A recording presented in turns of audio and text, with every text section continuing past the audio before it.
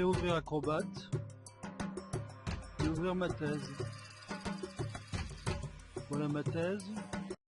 En haut sur le côté gauche, j'ai une vignette qui correspond à l'outil chemin de fer qui apparaît ici. J'ai l'ensemble de ma présentation qui se déroule sous la forme donc de petites vignettes. Et sous chacune de ces vignettes, j'ai une pagination qui correspond au numéro de la page. Ici en haut à gauche, c'est une vignette pour visualiser ma page entière. Si je veux voir apparaître ma thèse sous la forme d'un recto verso, je vais élargir le chemin de fer de telle manière que deux vignettes soient face à face. Les chiffres impairs seront les vignettes recto et les chiffres pairs seront les vignettes verso. Donc ici page de garde qui sera imprimée au recto, suivi derrière bien entendu d'un avant-propos qui sera imprimé au verso de la page de garde. Il est évident que si j'imprime ma thèse en recto verso, j'ai intérêt à ce que toutes les têtes de chapitre, comme le sommaire par exemple, qu'on voit ici, ne soient pas au verso, mais soient bien au recto, de telle manière à ce que quand la personne lira le document, elle trouvera immédiatement les têtes de chapitre.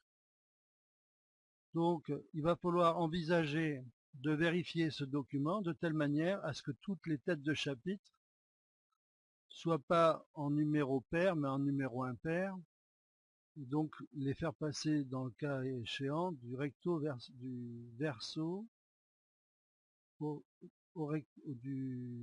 recto, c'est-à-dire les passer de derrière devant. Pour ça, nous allons ouvrir une page vierge qu'on a intitulée page vierge, qui est téléchargeable sur le site. Cette page, je peux la voir ici dans sa totalité et je fais apparaître la vignette sur le chemin de fer, ici. Ensuite, je vais arranger ma fenêtre de telle manière à pouvoir visualiser mes deux documents. Donc j'ai fait fenêtre mosaïque verticale.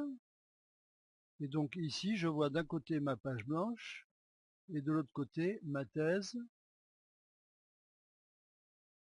qui réclame une insertion de page de telle manière à faire glisser certaines pages qui sont au verso, les voir apparaître au recto. Donc je vais pouvoir prendre cette page-là, je vais la glisser.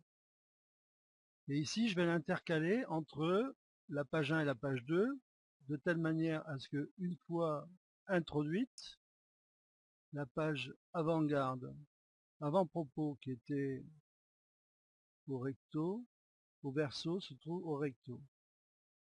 Et ainsi de suite. On va le faire pour le sommaire.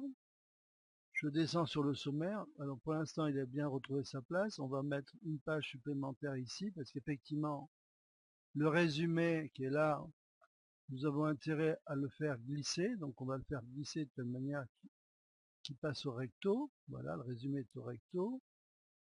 Et pour mon sommaire, nous sommes devant le même problème. Donc nous prenons notre page, nous la glissons, et le sommaire passe au recto.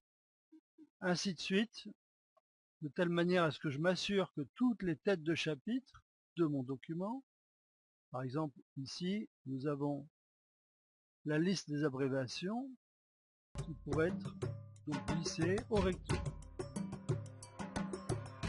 Et ainsi de suite, je vérifie que l'ensemble de mes chapitres soit bien placé au recto.